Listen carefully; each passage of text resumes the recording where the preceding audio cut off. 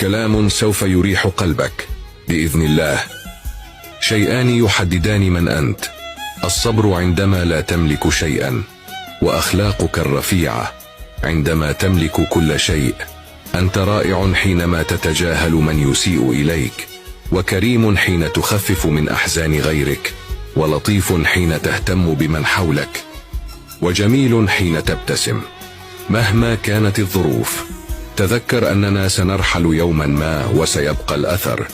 لا تحسد الناس على راحة ظاهرة، فإن نصيبهم من الابتلاء لم يرى. الطيبون تنقذهم يد الله مهما تعددت خسائرهم. ستظل تمتحن في شيء تركته لله حتى يعلم الله صدق توبتك.